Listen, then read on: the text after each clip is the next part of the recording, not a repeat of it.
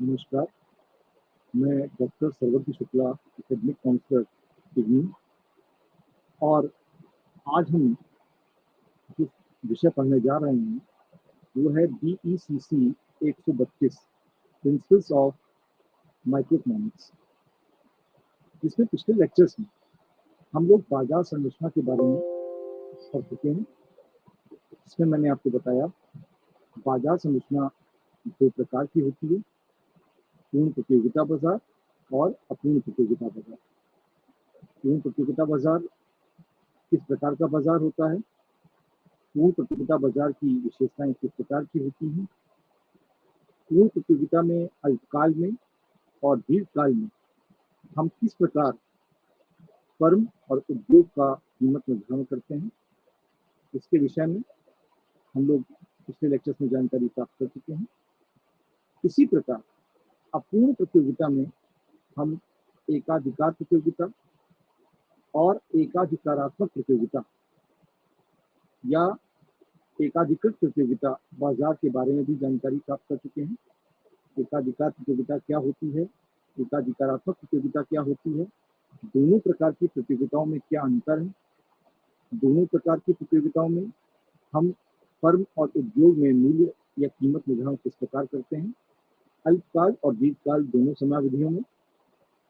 आज अपूर्ण प्रतियोगिता बाजार में हम उसका जो अंतिम प्रकार है अल्पाधिकार एवं द्वयाधिकार, उसके बारे में अध्ययन करेंगे और जानेंगे अल्पाधिकार और द्वयाधिकार किस प्रकार के बाजार होते हैं और उसमें हम किस प्रकार से कीमत निर्धारण अल्पकाल और दीर्घकालीन समयावधि में कर सकते हैं। तो आइए आज का लेक्चर स्टार्ट करते हैं। और सबसे पहले हम लोग ये जानते हैं कि अल्पाधिकार क्या होता है और द्वयाधिकार क्या होता है। तो पहले हम लोग शुरुआत करते हैं अल्पाधिकार को लेकर। अल्पाधिकार को अंग्रेजी में ओलिगोपोली कहते हैं। शब्द ओलिगोपोली ग्रीक भाषा के शब्द ओलिगी, जिसका अर्थ है थोड़े, अ फ्यू, तथा पोलियन, जिसका अर्थ है बेचना, दो शब्दों से मिलकर बना। इस प्रकार अल्पाधिकार का अर्थ है थोड़े से विक्रेताओं में प्रतियोगिता। अल्पाधिकार उस समय उत्पन्न होता है जबकि थोड़े से विक्रेता होते हैं। अल्पाधिकार अथवा थोड़े से विक्रेताओं के बीच प्रतियोगिता तब होगी जब उद्योग के समरूप वस्तु का उत्पादन करने वाली अथवा उनके समीप स्थानापन्न वस्तुओं का उत्पादन करने वाली फर्मों की संख्या अल्प होती है। अतः अल्पाधिकार बाजार की वह स्थिति है जिसमें अधिक विक्रेताओं का अस्तित्व पाया जाता है, परंतु उनकी संख्या इतनी बड़ी नहीं होती जितनी पूर्ण प्रतियोगिता के अंतर्गत पाई जाती है।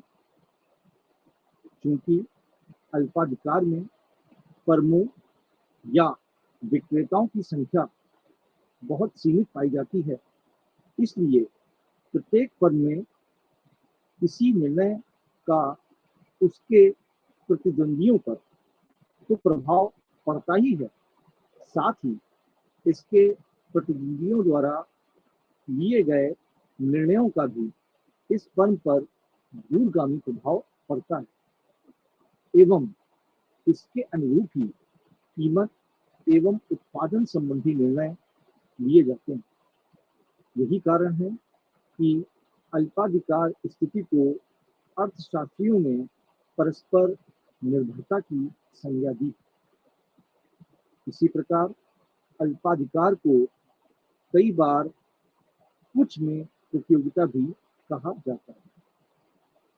आइए अब हम लोग विभिन्न अर्थशास्त्रियों द्वारा अल्पाधिकार के संबंध में दी गई परिभाषाओं के बारे में भी जानकारी प्राप्त करते हैं। सबसे पहले मेयर्स के अनुसार अल्पाधिकार बाजार की उस अवस्था को कहते हैं जहां विक्रेताओं की संख्या इतनी कम होती है कि प्रत्येक विक्रेता बाजार की कीमत पर प्रभाव डालता है तथा प्रत्येक विक्रेता इस बात को जानता है। श्रीमती जॉन रॉबिन्सन के अनुसार यह एकाधिकार व प्रतियोगिता की मध्यवर्ती स्थिति है जिसमें विक्रेताओं की संख्या एक से अधिक होती है परंतु इतनी बड़ी नहीं कि बाजार कीमत पर किसी एक के प्रभाव को नगण्य बना दे। लेफ्ट विच के अनुसार बाजार की वे दशाएं अल्प अल्पाधिकार की दशाएं कहलाती हैं जिनमें थोड़ी संख्या व इतने से विक्रेता पाए जाते हैं कि एक ही क्रिया दूसरे के लिए महत्वपूर्ण होती है। इस प्रकार अल्पाधिकार, एकाधिकार, पूर्ण प्रतियोगिता व एकाधिकृत प्रतियोगिता से भिन्न होती है।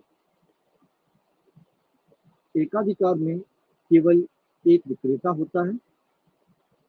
पूर्ण प्रतियोगिता तथा एकाधिकृत प्रतियोगिता में विक्रेताओं की संख्या अधिक होती है जबकि अल्पाधिकार में केवल थोड़े से विक्रेता होते हैं। संक्षेप में बाजार में अल्पाधिकार की स्थिति उस समय कही जाती है जब उद्योग में समरूप वस्तु उत्पादन करने वाली अथवा निकट स्थानापन्न वस्तुओं का उत्पादन करने वाली फर्मों की संख्या अलग या बहुत थोड़ी होती है। दूसरे शब्दों में एक वस्तु के दो से अधिक विक्रेता परंतु बहुत अधिक नहीं होने पर अल्पाधिकार की स्थिति मानी जाती है। अल्पाधिकार की अवधारणा व परिभाषाओं के अध्ययन से अल्पाधिकार के निम्न तथ्यों का आभास होता है। सबसे पहला बिंदु, एक वस्तु के थोड़े से विक्रेता होते हैं। दूसरा बिंदु, वस्तु समरूप हो सकती है और वस्तु विभेद भी पाया जाता है। तीसरा बिंदु, एक फर्म के कीमत उत्पत्ति निर्णय दूसरे प्रतिद्वंदी फर्मों के कीमत उत्पत्ति निर्णयों को अवश्य प्रभावित करते हैं अर्थात फर्मों में परस्पर निर्भरता पाई जाती है। चौथा बिंदु, फर्म विज्ञापन का व्यापक रूप से उपयोग करती है। पांचवा बिंदु, कीमत स्थिरता पाई जाती है अर्थात कीमत एक ही स्तर पर बनी रहती है। और छठा बिंदु, फर्मों के प्रवेश एवं बहिर्गमन की स्वतंत्रता होती है। तो ये कुछ विशेषताएं हम लोगों ने अपनी परिभाषा के माध्यम से जानी है अल्पाधिकार के संबंध में। अब अल्पाधिकार का वर्गीकरण किस प्रकार से होता है इसके बारे में हम लोग चर्चा करते हैं। अल्पाधिकार का वर्गीकरण का जो पहला भेद होता है वो होता है शुद्ध तथा विभेदीकृत अल्पाधिकार।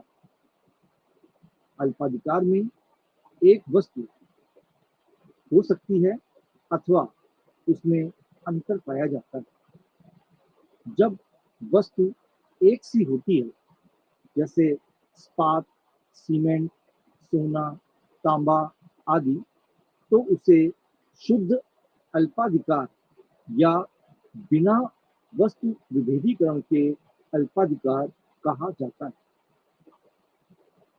इसके विपरीत जब वस्तु एक सी नहीं होती अर्थात वस्तु विभेद पाया जाता है जैसे refrigerator, television set, scooter, tractor आदि विभेदीकृत अल्पाधिकार या वस्तु विभेदीकरण सहित अल्पाधिकार कहा जाता है। दूसरा प्रकार इसमें होता है बंद तथा खुला अल्पाधिकार।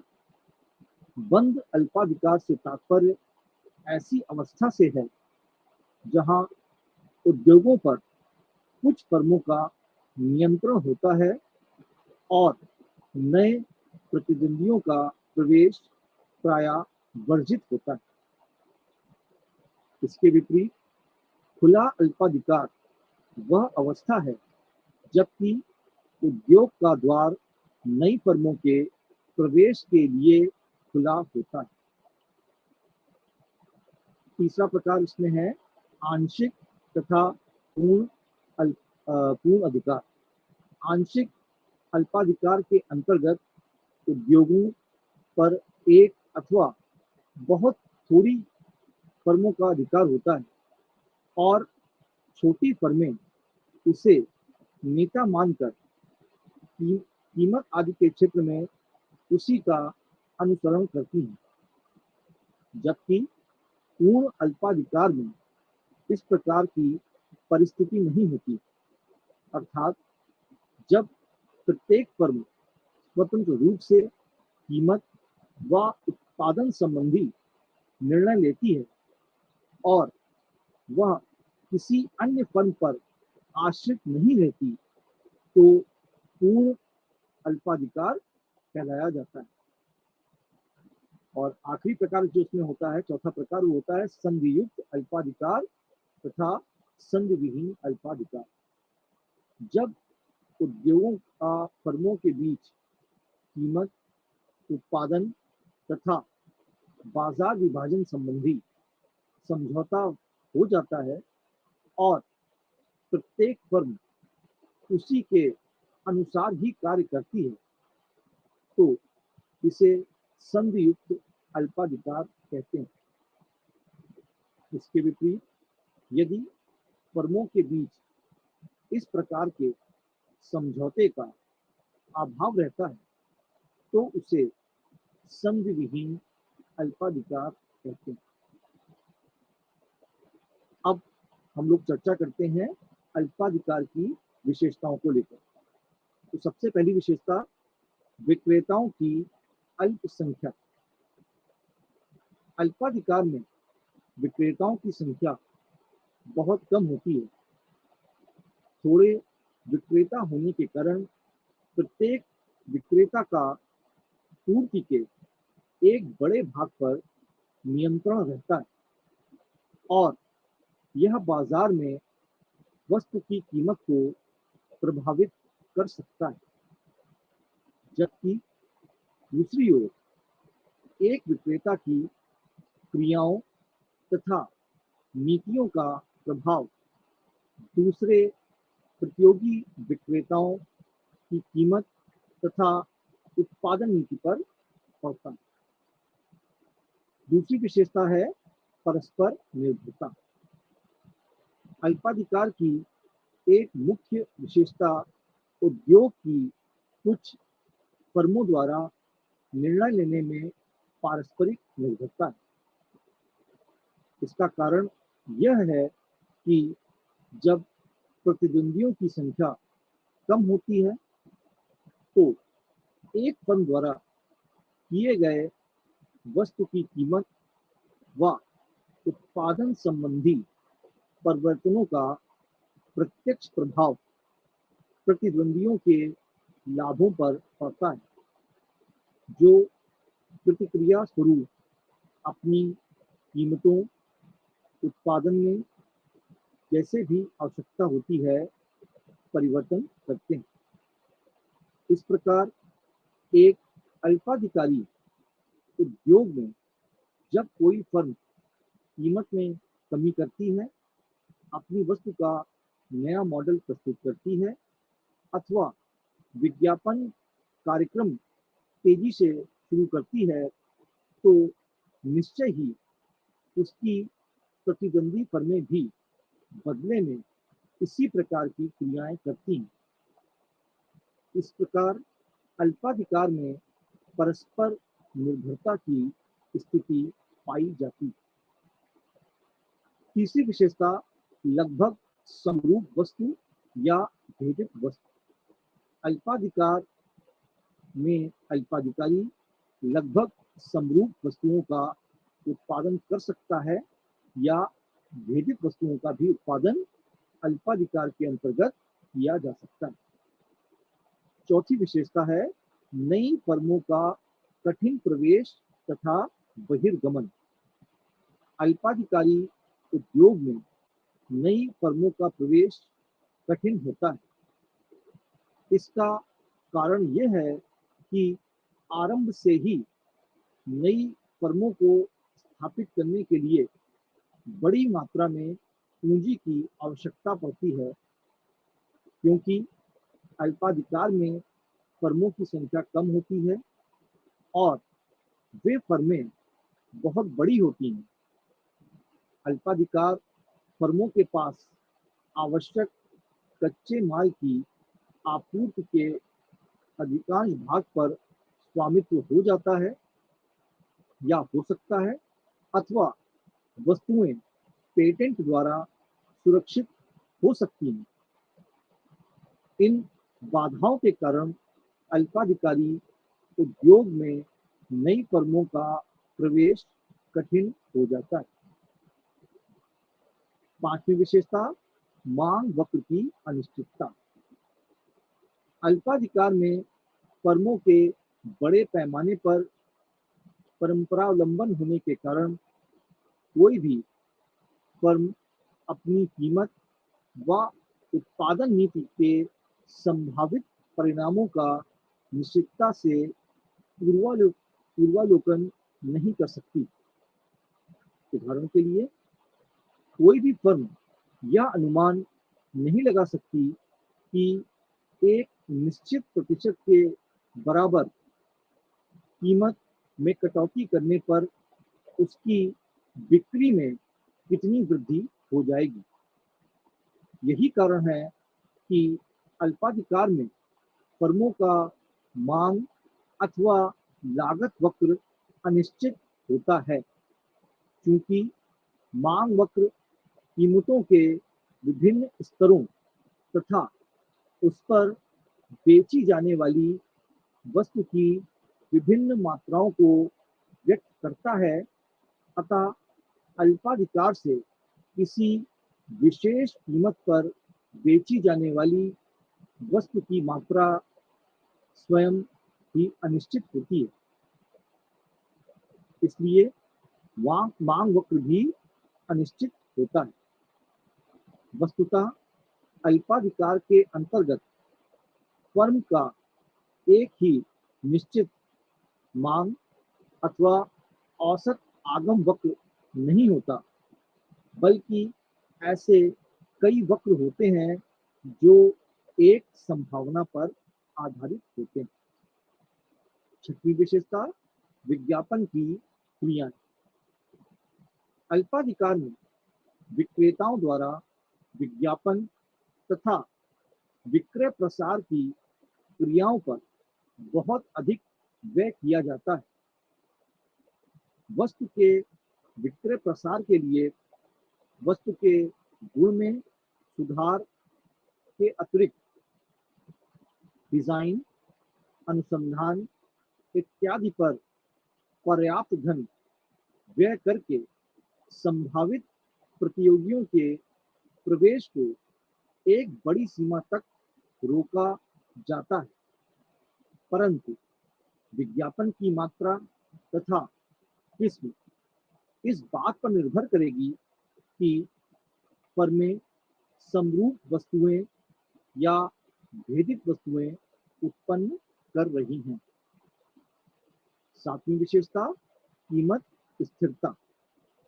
अल्पाधिकार की एक महत्वपूर्ण विशेषता कीमत स्थिरता है। कीमत स्थिरता का तात्पर्य उस परिस्थिति से होता है जिसमें कीमत एक ही स्तर पर बनी रहती है, भले ही मांग तथा पूर्ति निर्धारित करने वाली परिस्थितियों में परिवर्तन हो गया हो। कीमत स्थिरता अल्पाधिकार बाजार में अधिकतर पाई जाती है। आठवीं विशेषता समूह व्यवहार।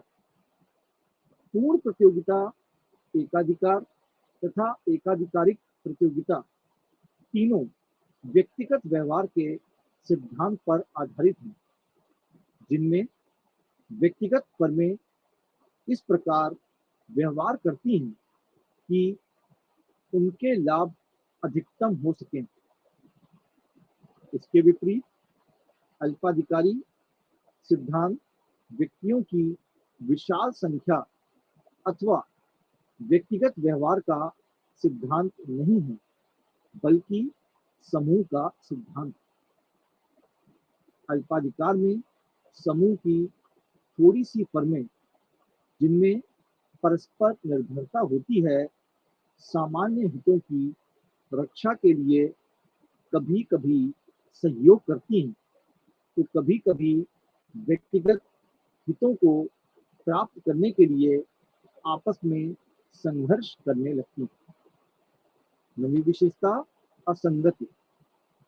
अल्पाधिकार के अंतर्गत कार्यरत फर्में एक रूप नहीं होती, बल्कि आकार की दृष्टि से एक दूसरे से भिन्न होती हैं। कुछ फर्में बहुत बड़ी तथा कुछ फर्में छोटे आकार की हो सकती हैं।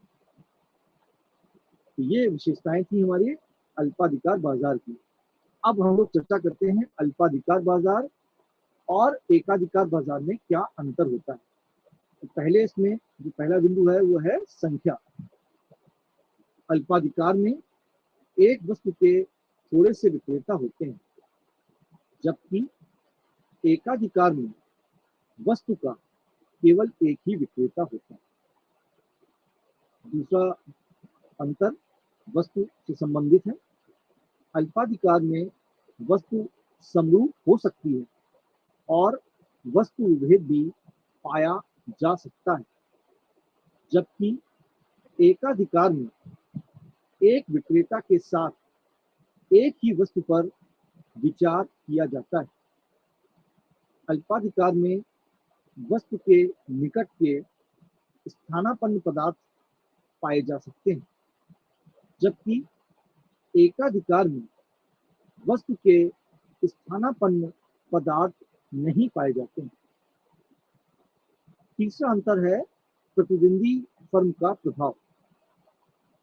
अल्पाधिकार में एक फर्म कीमत, उत्पत्ति निर्णय दूसरी प्रतिद्वंदी फर्मों के कीमत उत्पत्ति निर्णयों को अवश्य प्रभावित करता है, जबकि एकाधिकार के कार्यों पर अन्य फर्मों के कार्यों का एवं अनेक कार्यों का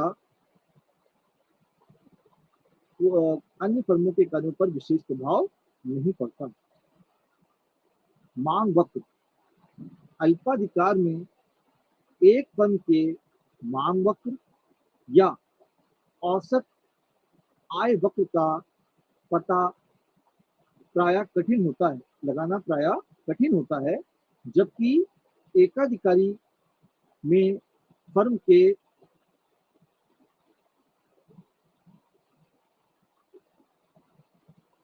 मांग वक्र या औसत वक्र का पता लगाया जा सकता है। पांचवा अंतर है विज्ञापन। अल्पाधिकार में फर्में विज्ञापन का व्यापक रूप से उपयोग करती हैं और अपनी वस्तु की डिजाइन सुधारने पर भी विशेष ध्यान देती हैं, जबकि एकाधिकारी फर्म को बहुधा विज्ञापन का सहारा नहीं लेना पड़ता। अपनी वस्तु की डिजाइन को सुधारने पर भी विशेष ध्यान नहीं देना पड़ता है। ये अंतर थे हमारे अल्पाधिकार और एकाधिकार प्रतियोगिता के बीच में। अब हम लोग चर्चा करते हैं अल्पाधिकार एवं एकाधिकारात्मक प्रतियोगिता के बीच में अंतर को लेकर। इसमें पहला बिंदु होगा फर्मों के आने जाने की स्वतंत्रता।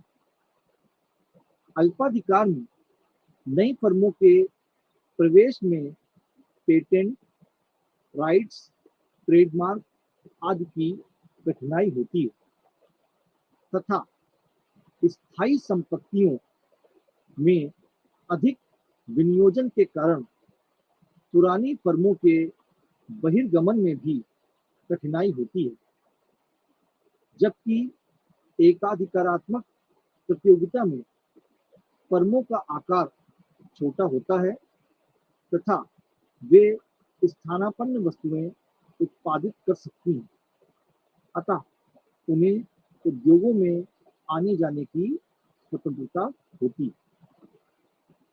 दूसरा पॉइंट या दूसरा बिंदु, वस्तु की किस्म।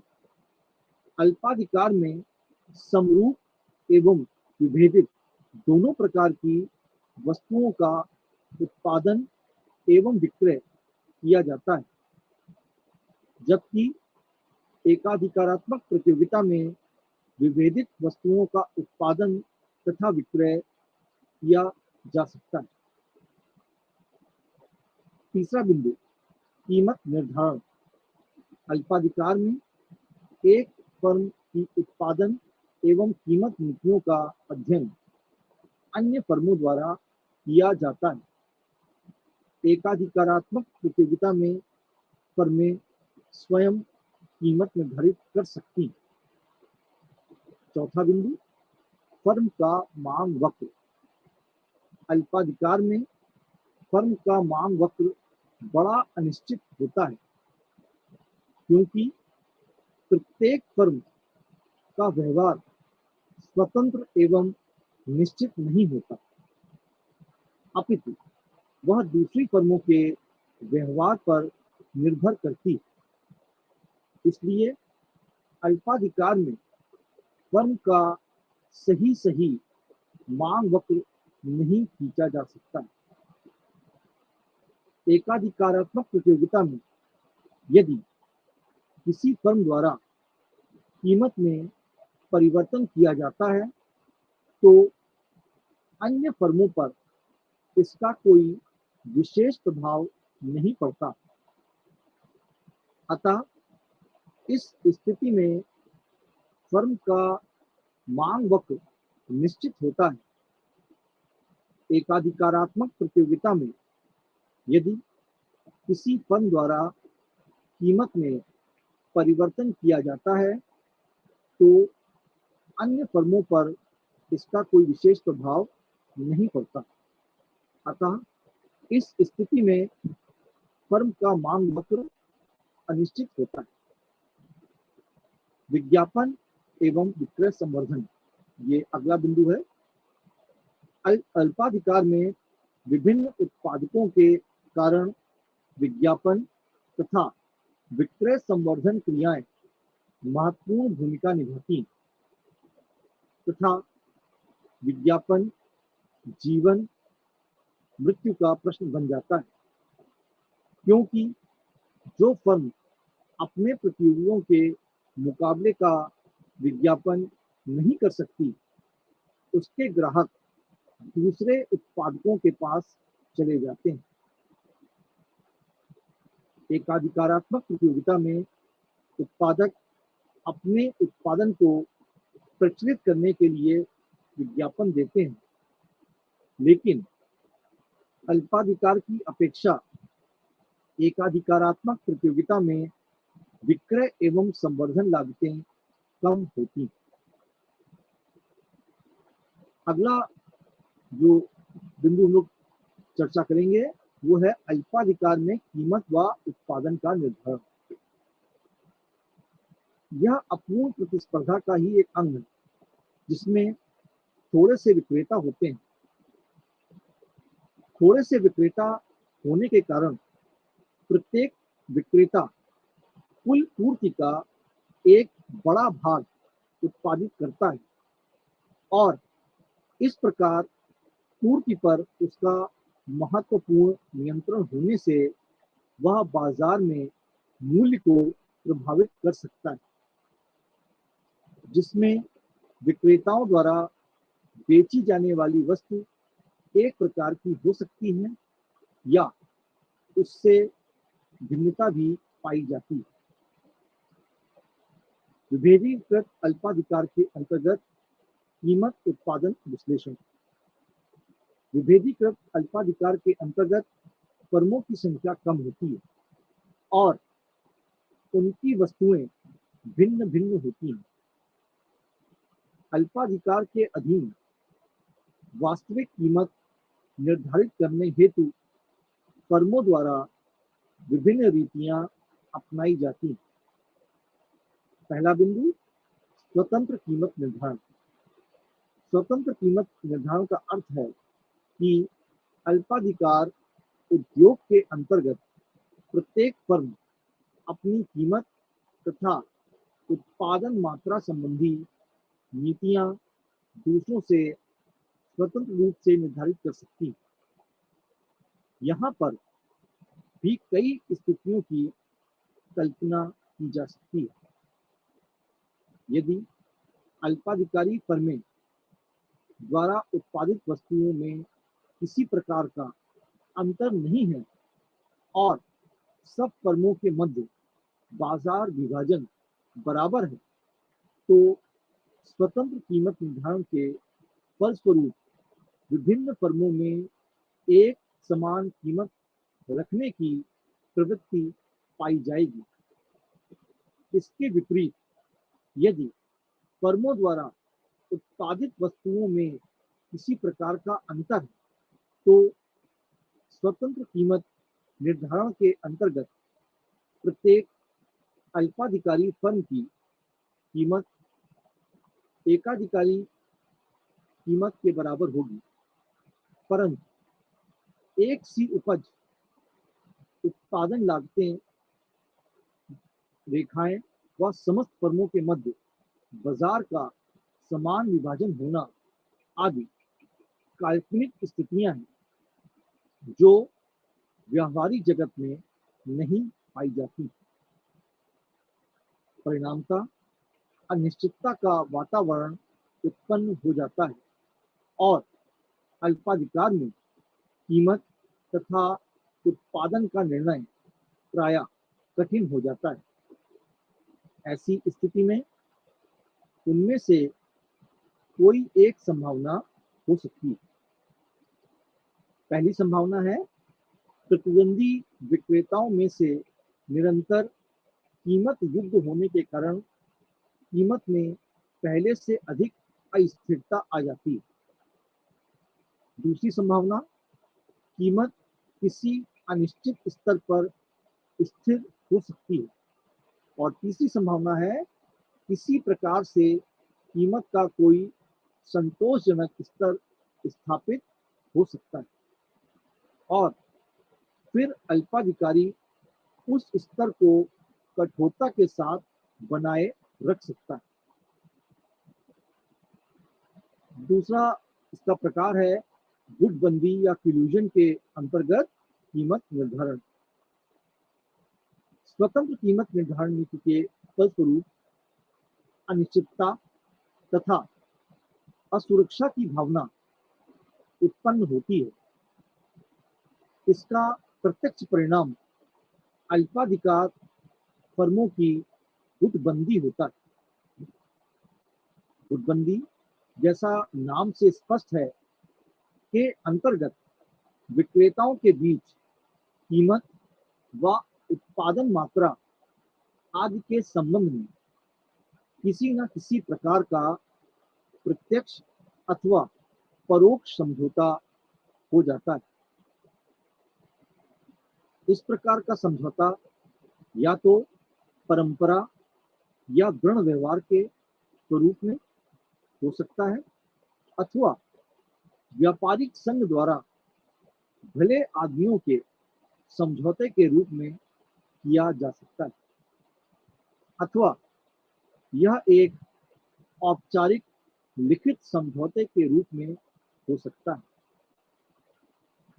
गुटबंदी का सबसे कठिन रूप वह होता है जिसमें कोई उत्पादक संघ बना दिया जाता है जो सदस्य फर्मों के उत्पादन की कीमत निर्धारित करता है, परंतु व्यक्तिगत व्यवहारों अल्पाधिकार फर्मों को बिक्री अथवा विज्ञापन की स्वतंत्रता रहती है, अथवा कोई ऐसी कंपनी बना दी जाती है जो विभिन्न फर्मों के लिए उत्पादन मात्रा निश्चित करती है तथा उनकी ओर से उपज की बिक्री का प्रबंध करती है और लाभ का विभाजन करती है। अगला में प्रकार है पूर्ण अथवा अपूर्ण गुटबंदी। गुटबंदी या तो पूर्ण हो सकती है या अपूर्ण। पूर्ण गुटबंदी के अंतर्गत एक केंद्रीय संस्था सभी अल्पाधिकारियों के लिए कीमत तथा उत्पादन की वह मात्रा निर्धारित करती है जिससे सभी सदस्यों को अधिकतम लाभ प्राप्त हो सके। उदाहरण के लिए भारत का भारतीय जूट मिल संघ अपने संघ के सभी सदस्यों के लिए कीमत तथा उत्पादन की मात्रा निर्धारित करता है। और दूसरा प्रकार इसमें होता है अपूर्ण गुटबंदी। अपूर्ण गुटबंदी के अंतर्गत इस प्रकार की कोई केंद्रीय संस्था नहीं होती जो अल्पाधिकार फर्मों पर कीमत अथवा उत्पादन की मात्रा पर कोई कठोर नियंत्रण लगा सके, बल्कि फर्मों के बीच केवल भले आदमियों का ही समझौता होता है और प्रत्येक फर्म को कुछ अंश तक कीमत तथा उत्पादन की मात्रा में परिवर्तन करने का अधिकार होता है। पूर्ण गुटबंदी में कीमत तथा उत्पादन का निर्धारण। आइए अब इस विषय को लेकर हम लोग चर्चा करते हैं। पूर्ण गुटबंदी की स्थिति में कीमत तथा उत्पादन की मात्रा का निर्धारण ठीक उसी प्रकार से होता है जैसा कि एकाधिकार में होता है, क्योंकि संपूर्ण अल्पाधिकार उद्योग मात्रा का निर्धारण ठीक उसी प्रकार से होता है जैसा कि एकाधिकार में होता है, क्योंकि संपूर्ण अल्पाधिकार उद्योग केवल एक केंद्रीय संगठन के द्वारा संचालित होता है। इस प्रकार पूर्ण गुटबंदी में सारे उद्योगों के लिए भी अल्पाधिकारी फर्म की कीमत एकाधिकारी कीमत के समान होती है। चूंकि संपूर्ण अल्पाधिकार उद्योग केवल एक केंद्रीय संस्था द्वारा संचालित होता है, इसलिए अधिकतम लाभ प्राप्त करने के उद्देश्य से वह मात्रा उत्पादन करता है और उस कीमत को चुनता है जिस पर संपूर्ण उद्योग की सीमांत लागत उद्योग की सीमांत आय के बराबर हो जाती है। इस संबंध में एक रेखा चित्र का भी हम लोग यहाँ पर विवेचना कर लेते हैं। रेखा चित्र आप अपने स्टडी मटेरियल में देख सकते हैं। अल्पाधिकार और द्वयाधिकार चैप्टर के अंतर्गत आपको इस तरीके का रेखा चित्र मिल जाएगा जिसकी विवेचना भी मैं करने जा रहा हूँ। इस स्थिति को रेखा चित्र द्वारा भी हम दर्शा सकते हैं। आप जब अपने स्टडी मटेरियल को देखेंगे तो उसमें आपको रेखा चित्र मिलेगा। रेखा चित्र जो आपको दिया गया आपके स्टडी मटेरियल में, उसमें TMR कुल सीमांत आगम रेखा है और TMC कुल सीमांत लागत वक्र, जो MC1 तथा MC2 आदि उद्योगों की दो फर्मों की उत्पादन लागत वक्रों को जोड़कर प्राप्त किया गया। कुल सीमांत आगम रेखा और कुल सीमांत लागत रेखा एक दूसरे को के बिंदु पर काटते हैं, अतः के साम बिंदु है। के बिंदु से हम x अक्ष पर एक लंब डालते हैं जो इसे एम बिंदु पर छूता है। फिर एम के रेखा को इस प्रकार बढ़ाया जाता है कि कुल आगम रेखा अर्थात उद्योग की मांग रेखा को पी बिंदु पर वो छूने लगता है।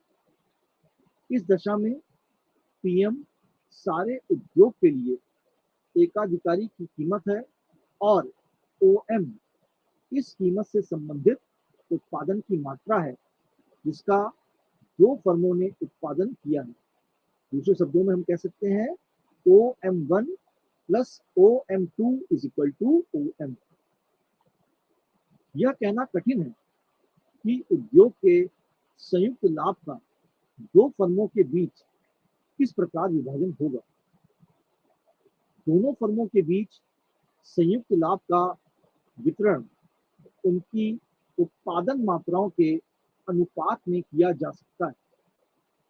यह भी संभव है कि दोनों फर्मों के बीच संयुक्त लाभ का वितरण उनकी सापेक्ष सौदा शक्ति के आधार पर किया जाए, परंतु एक बात निश्चित है कि संयुक्त लाभ में से प्रत्येक फर्म को मिलने वाला भाग उस लाभ राशि से अधिक होना चाहिए जो केंद्रीकृत कीमत निर्धारण के अभाव में उसे उपलब्ध होती है।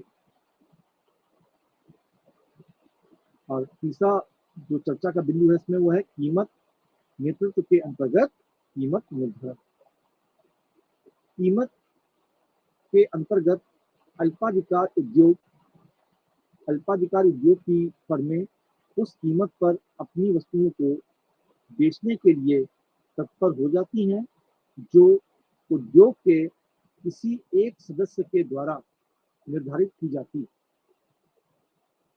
आर्थर बर्नस के शब्दों में, यदि एक ही फर्म द्वारा सदैव या प्रायः अन्य कीमत में परिवर्तन में संपन्न किए जाते हैं और यदि सदैव अथवा प्रायः अन्य कीमतों में परिवर्तन संपन्न करने की संभावना होती है और यदि सदैव अथवा प्रायः अन्य विक्रेता कीमत के इन्हीं परिवर्तनों का अनुकरण करते हैं तो इस प्रकार कीमत प्रतिस्पर्धा कीमत नेतृत्व के अंतर्गत आती है। स्पष्ट है कि कीमत नेतृत्व के अंतर्गत एक फर्म जो साधारणतः कोई बड़ी फर्म होती है कीमत निर्धारण करती है और अल्पाधिकार उद्योग की अन्य फर्में उसी का अनुसरण करती हैं। कीमत नेतृत्व के तीन प्रकार हो सकते हैं। पहला प्रकार प्रभावशाली फर्म का नेतृत्व, जो साधारणतः उद्योग की संपूर्ण उत्पादन मात्रा का एक महत्वपूर्ण भाग उत्पन्न करती है। दूसरा प्राचीन, अनुभवी तथा अप्रतिष्ठित फर्म। प्राचीन, अनुभवी तथा अप्रतिष्ठित फर्म जो उद्योग की स्थिति की अधिक अच्छी पारखी होती है। और चौथा इसमें जो प्रकार है वो है आक्रामक कीमत नेतृत्व, जिसमें उद्योग में शक्तिशाली फर्में अपने कुछ अथवा सभी प्रतिद्वंदियों को बाजार से बाहर निकालने के लिए सभी प्रकार के अच्छे और बुरे उपाय अपना सकती हैं। ऐसा प्रायः वस्तु को दूसरों से नीची कीमत पर बेचकर किया जाता है। अब अगला जो हम लोग चर्चा करेंगे वो है कीमत नेता द्वारा कीमत का निर्धारण। कीमत नेतृत्व की विशेषता यह होती है कि कीमत नेता अपनी वस्तु की कीमत निश्चित कर लेता है और यह कीमत उसके अनुयायियों के लिए आधार कीमत बन जाती है और वे भी अपनी कीमतों को उसी के अनुसार निश्चित कर लेते हैं। कीमत नेता अपनी कीमत निर्धारण करते समय इन बातों का ध्यान रखता है। पहला बिंदु, उसकी कीमत नीति पर प्रतिद्वंदियों की क्या प्रतिक्रिया होगी। दूसरा बिंदु, उसके तथा उसके प्रतिद्वंदियों द्वारा उत्पादित वस्तुओं के बीच प्रतिस्थापन की लोच क्या है। तीसरा बिंदु, अपने प्रतिद्वंदियों की कीमत नीति के विषय में उसका अपना ज्ञान कहाँ तक है। कीमत नेतृत्व के अंतर्गत कीमत निर्धारण को हम रेखा चित्र की सहायता से भी समझ सकते हैं और ये रेखा चित्र भी आपको आपके स्टडी मटेरियल में मिल जाएगा। इसकी चर्चा मैं आपसे यहाँ पे कर रहा हूँ, तो एक बार अवलोकित कर लीजिएगा, आप लोग देख लीजिएगा। रेखा चित्र में MC1 तथा MC2 दो फर्मों की सीमांत लागत रेखाएं हैं।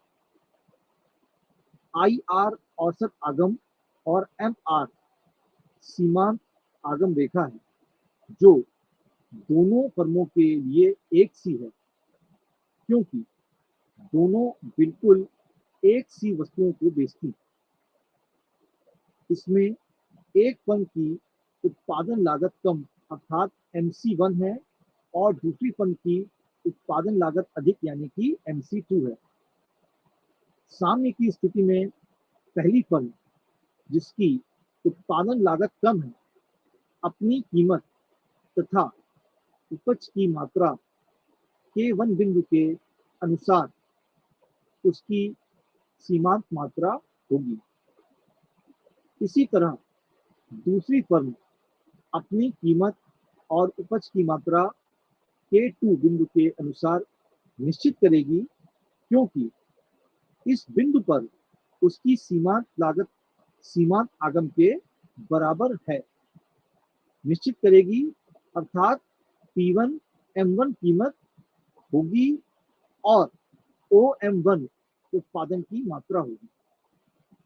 इसी प्रकार दूसरी फर्म अपनी कीमत और उपज की मात्रा K2 बिंदु के अनुसार निश्चित करेगी, क्योंकि इस बिंदु पर उसकी सीमांत लागत सीमांत आगम के बराबर है। चूंकि पहली फर्म की कीमत P1 M1 दूसरी फर्म की कीमत P2 M2 से कम है, इसलिए पहली फर्म कीमत नेता बन जाएगी और उसके द्वारा निर्धारित की गई कीमत ही बाजार की प्रचलित कीमत होगी। अब इस व्यवहार में कुछ बेटा समस्याएं भी हैं, उन समस्याओं को भी हम लोग चर्चा में लेते हैं। कीमत नेतृत्व की सीमाएं या उससे संबंधित समस्याएं। व्यवहार में कीमत रेखा को बहुत सी कठिनाइयों का सामना करना पड़ता है, अतः कीमत नेतृत्व की सफलता इन बातों पर निर्भर करती है। पहला बिंदु, नेता को अपने प्रतिद्वंदियों की प्रतिक्रियाओं का सही ज्ञान होना चाहिए। यदि वह अपने प्रतिद्वंदियों की प्रतिक्रियाओं का गलत अनुमान लगाता है तो उसका नेतृत्व संकट में पड़ जाता है। दूसरा बिंदु, सफलता प्राप्त करने के लिए नेता को कीमत उस स्तर पर निश्चित करनी चाहिए जिस पर वह कीमत उस दशा में होती है जबकि सारा उद्योग की मांग व पूर्ति का अनुमान लगाने में बहुत सी व्यावहारिक कठिनाइयां आ रही हैं। तीसरा बिंदु, अनुयायियों की सच्चाई सीमित हो सकती है, अर्थात नेता का अनुकरण करने वाली फर्में उसका साथ ना दें और विद्रोह कर दें तथा नई बिक्री तथा विज्ञापन आंदोलन आरंभ कर दें। चौथा बिंदु, अनुयायियों द्वारा नेता की स्थिति को वस्तु को कम कीमत पर बेचकर बिगाड़ा जा सकता है। पांचवा बिंदु, अंत में कीमत नेता की शक्ति विभिन्न फर्मों की उत्पादन लागत में अंतर द्वारा भी सीमित रहती है। यदि उसकी उत्पादन लागत दूसरों की तुलना में अधिक है तो उसका नेतृत्व संकट में पड़ जाएगा। अब अगला जो बिंदु हम लोग चर्चा करेंगे वो है अल्पाधिकार में कीमत दृढ़ता। अल्पाधिकार में चूंकि सभी विक्रेताओं को कड़ी प्रतियोगिता का सामना करना पड़ता है तथा उनके समक्ष सदैव कीमत की अनिश्चितता की स्थिति बनी रहती है, इसलिए प्राय सभी विक्रेता कीमत के ऐसे संतोषजनक स्तर को स्वीकार कर लेते हैं जो सभी के लिए लाभदायक हो। इस कीमत स्तर को स्वीकार करके प्राय सभी फर्में इस कीमत स्तर को बनाए रखने का प्रयास करती हैं, जिससे इस बाजार की स्थिति में कीमत में स्थिरता पाई जाती है। इसका एक कारण और भी होता है कि यदि फर्म अपनी कीमत कम करती है तो सभी फर्मों द्वारा कीमत में वृद्धि आवश्यक नहीं।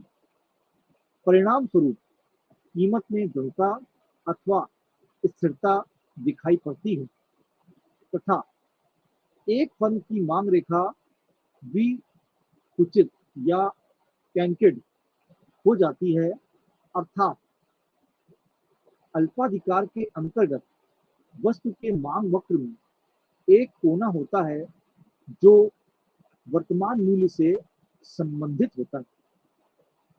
उसी बिंदु पर कीमतें स्थिर रहती हैं, न घटती हैं न बढ़ती हैं। अतः अल्पाधिकार के अंतर्गत कीमतों में स्थिरता पाई जाती है। अब हम लोग चर्चा करते हैं कीमत दृढ़ता का क्या कारण है अल्पाधिकार के अंतर्गत। अल्पाधिकारी चूंकि वर्तमान स्तर से कीमत घटाकर मांग में अधिक वृद्धि नहीं कर सकता और वर्तमान स्तर से कीमत बढ़ाने पर उसकी बिक्री बहुत कम हो जाने पर भी वह वर्तमान कीमत में परिवर्तन लाने का इच्छुक नहीं होगा। अन्य शब्दों में, चूंकि वर्तमान कीमत को बदलने में कोई लाभ नहीं है, इसलिए अल्पाधिकारी कीमत पर ही अपनी वस्तु को उत्पादित कर बेचता रहेगा। इस प्रकार दृढ़ कीमतों की विकुचित मांग वक्र सिद्धांत की सहायता से व्याख्या की जा सकती है। इसका भी आप रेखाचित्र अपने स्टडी मटेरियल में देख सकते हैं। इसकी मैं यहाँ पर विवेचना कर रहा हूँ। रेखा चित्र में वर्तमान कीमत एमपी है, जिस पर मांग वक्र डीडी विकुचित है। बाजार में एमपी कीमत स्थिर या दृढ़ रहेगी, क्योंकि अल्पाधिकारी स्थिति में कोई भी उत्पादक कीमत को कम अथवा अधिक करने से लाभान्वित नहीं होगा। इस पर ध्यान देना चाहिए कि यदि वर्तमान कीमत एमपी औसत लागत से अधिक होगी तो उत्पादकों को जो लाभ प्राप्त होंगे वे सामान्य लाभ से अधिक होंगे। इस स्थिति में प्रतियोगी विक्रेताओं की प्रतिक्रियाओं की अनिश्चितताओं के कारण कोई भी फर्म कीमत को कम करने को तैयार नहीं होती। फर्में यह निर्णय निकाल चुकी होती हैं कि यदि कीमत वृद्धि से कोई लाभ नहीं है तो उसे वो स्वीकार नहीं करेंगे। फर्में गैर कीमत प्रतियोगिता को अधिक पसंद करने लगती हैं। यदि फर्मों को ऐसा आभास हो जाए कि कीमत कम करने से पारस्परिक समझौते भंग हो जाएंगे और फर्मों का कठिनाई का सामना करना पड़ेगा, इन कारणों से कीमत में स्थिरता या दृढ़ता पाई जाती है तथा एक फर्म का मांग वक्र मोड़दार हो जाता है। इस प्रकार टोनेदार मांग कीमत की स्थिरता के कारण पर प्रकाश डालती है, परंतु यह स्थिर कीमत किस प्रकार निश्चित की जाती है, इसके संबंध में टोनेदार मांग वक्र कोई प्रकाश नहीं डालता। साथ ही इसके द्वारा इस बात पर भी प्रकाश नहीं डाला जाता कि नई कीमत पर नया टोना कैसे बनता है। तो ये हम लोगों ने चर्चा की अल्पाधिकार को लेकर। अब हम लोग चर्चा करते हैं द्विविक्रेता एकाधिकार या द्वयाधिकार के बारे में। द्विविक्रेता एकाधिकार का अर्थ पहले क्या होता है, इसके बारे में हम लोग चर्चा करते हैं। द्विविक्रेता एकाधिकार से अभिप्राय बाजार की उस स्थिति से है जिसमें किसी एक ही सर्वथा समान अथवा लगभग समान वस्तु के दो उत्पादक होते हैं।